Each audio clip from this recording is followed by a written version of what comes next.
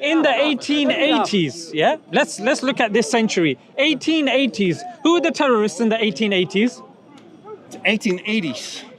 When people were the terrorists, there was no concept of terror in the one. I'm talking about the Ladies slave and gentlemen, trade. he said there's no Trade. concept of terrorism in the 1880s. That's right. When you had the left-wing anarchists that were killing the French president, the Spanish president, the Italian president, and the American president. Ladies and gentlemen, I think this is the definition of terrorism. That was taking place in the 1880s. Let me finish. Then let me finish. Then it's not a conflict. It is a conflict. People Civil terrorizing innocent people for political means. Then you move on to the 1930s. There's a reason. If you search this up, use any artificial intelligence or use the authentic intelligence as well.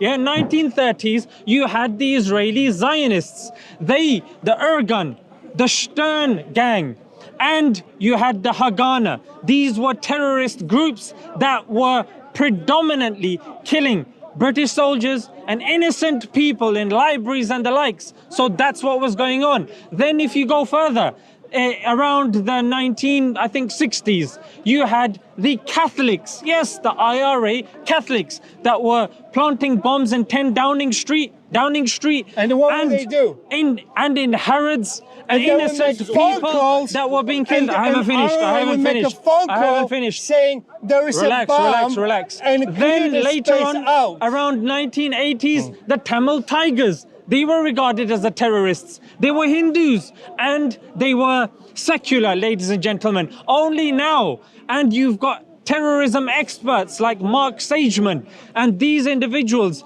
authors like Armstrong with Fields of Blood. She says that these things happened because of invasion. If you look at Palestine before it was invaded, Iraq before it was invaded, there was no suicide attacks in Iraq. Pape tells us in Dying to Win, ladies and gentlemen. It's only when they were invaded, then they defended their lands. So ladies and gentlemen, for him to just bring out, oh, it's Muslims, they've been doing this forever and this. I've given him statistics, I've given him examples, I've given him facts. Let's see what he says now.